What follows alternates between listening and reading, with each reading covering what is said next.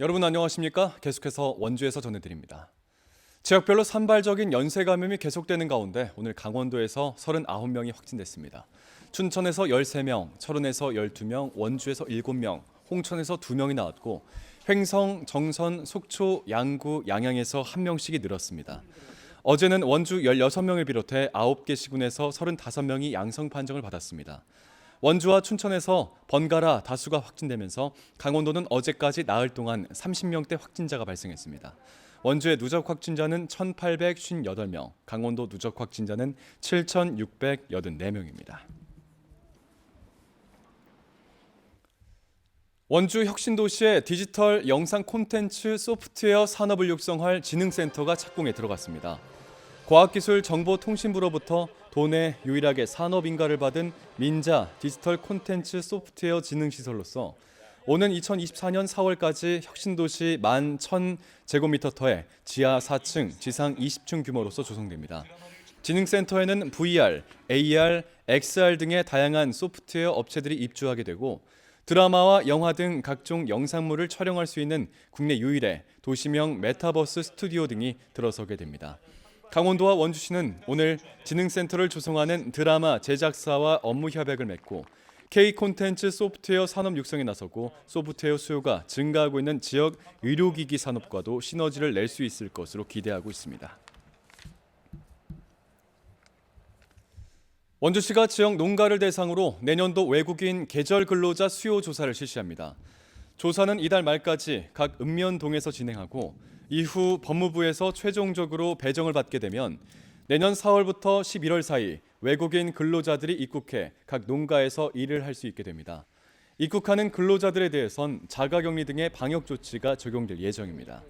작년과 올해는 코로나19 영향으로 외국인 계절 근로자 입국이 제한돼 농촌에선 심각한 인력난을 겪어왔습니다. 구직자의 용모나 키와 같은 업무와 관련 없는 정보를 요구하거나 채용을 대가로 금품을 받는 등의 채용절차법 위반 사항에 대한 신고기관이 운영됩니다. 고용노동부는 오는 26일까지 노동부 홈페이지를 통하거나 원주지청, 영월 출장소에 방문 또는 전화 신고를 접수하고 12월 초까지 지도 점검에 나서기로 했습니다. 채용절차법 위반은 크게 개인정보 요구와 채용 관련 부당 청탁 또는 금품 수수, 거짓 채용 광고, 구직자 심사 비용 요구, 채용 서류 반환 거부 등입니다. 노동부는 점검 시 적발되게 되면 형사 고발과 과태료 처분을 내릴 방침입니다. 내년 6월 1일로 다가온 제8회 전국 동시지방 선거를 앞두고 영월군이 광역의원 선거구 유지를 위한 대국민 서명운동에 돌입했습니다. 선거구 획정에 대한 헌법재판소 결정에 따르면 영월군이 내년 지방선거에서 기존과 같은 가, 나 두 개 선거구를 유지하기 위해선 나 선거구의 인구가 지난달 기준 최소 18,753명이어야 했지만 현재 나 선거구 인구는 17,000여 명 수준인 것으로 파악됐습니다.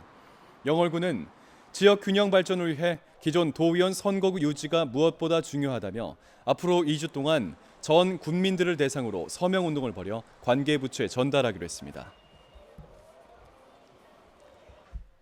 강원도의 40, 50대 중년층 취업자가 좀처럼 회복되지 않고 있습니다.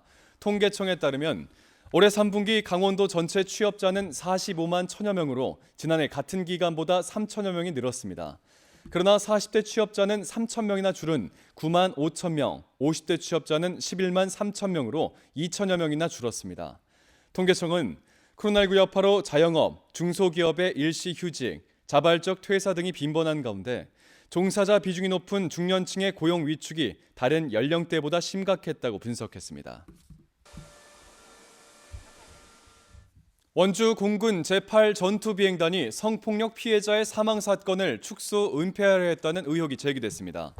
군 인권센터는 지난 5월에 발생한 여군 하사 A씨의 사망 사건과 관련해 8전비 군사경찰이 A 하사의 상관인 B준이를 조사해 강제추행 관련 혐의를 확인했음에도 수사 결과에 반영하지 않은 채 코로나19로 인한 통제와 업무 스트레스에 스스로 목숨을 끊은 것으로 축소하려 했다고 주장했습니다. 또 비준이가 A하사 숙소에 침입해 증거인멸을 시도했다는 유족의 문제 제기와 수사 요청을 묵살하려 했던 군 검찰이 지난 8월이 돼서야 뒤늦게 비준이를 강제추행 혐의로 입건하고 군사법원에선 이를 심리 한 번 없이 종결지으려 했다고 지적했습니다. 이에 대해 제8 전투비행단은 관련된 사항을 확인 중이라고 밝혔습니다. 횡성군 안흥면 상안리의 소나무 낙엽송 숲이 산림청이 추천하는 11월 국유림 명품 숲에 선정됐습니다. 횡성 안흥과 평창 박림을 연결하는 문제 터널이 생기면서 이친 옛길 주변에 자리한 이 숲은 최고 높이 37m, 가슴 높이 지름 60cm에 달하는 낙엽송 대경목들이 정상부에 아름드리 소나무와 조화를 이루고 있습니다. 12km 구간에 4개 숲 탐방로가 조성돼 있고 야외 학습장, 관망대, 쉼터 등도 갖추고 있어 특별한 장비 없이 만추의 정취를 만끽할 수 있습니다.